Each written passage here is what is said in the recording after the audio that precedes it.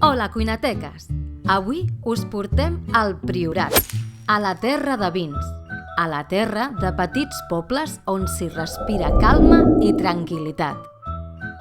En aquesta ocasió visitem el celler Cal Pla de l'ADO Priorat, situat a Porrera, un poblet d'uns 450 habitants que forma part de la Serra del Molló-Puigcerver, un poble amb carrerons estrets on passejar per ells és respirar tranquil·litat. Aquí trobem la casa de Cal Pla de més de 200 anys d'antiguitat, la qual es va construir com a vivenda a la part de dalt i celler a la part de baix.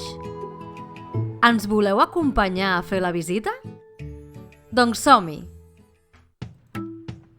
Aquí trobem en Joan, que ens fa tota una explicació de la història de la casa i del celler. El celler es va fundar l'any 1814 i tota la criança i l'envelliment del vi es feia en aquest tipus de botes grans.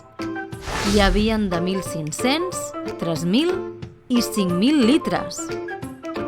Als inicis, el vi es venia a doll i avui dia encara es fa, sobretot per la gent del poble.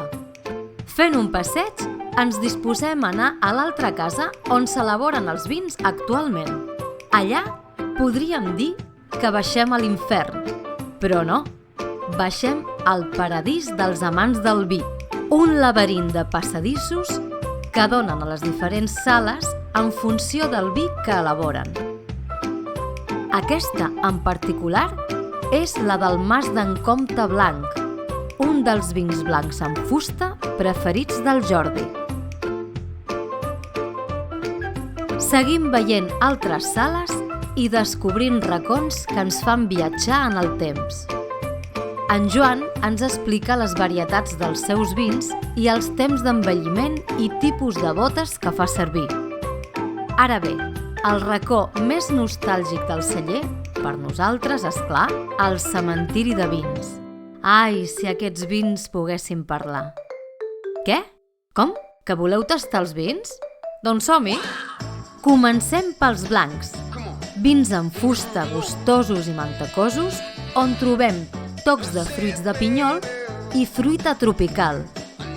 Vins per assaborir amb molta calma. Continuem amb els negres, on en Joan ens explica les complexitats i peculiaritats dels diferents envelliments i com impacta la terra i l'edat de la vinya en els seus vins. Ha estat un plaer conèixer la història del celler Cal Pla i un goig poder gaudir dels seus vins. Joan, moltes gràcies per apropar-nos una mica més al Priorat. Si heu arribat fins aquí, moltes gràcies per veure els nostres vídeos. I si encara no ho heu fet, us podeu subscriure al nostre canal per no perdre-us cap vídeo. En aquesta ocasió hem anat al Priorat, però ja estem donant voltes per decidir quina serà la propera visita. Qui sap on serà? Salut i bon menjar!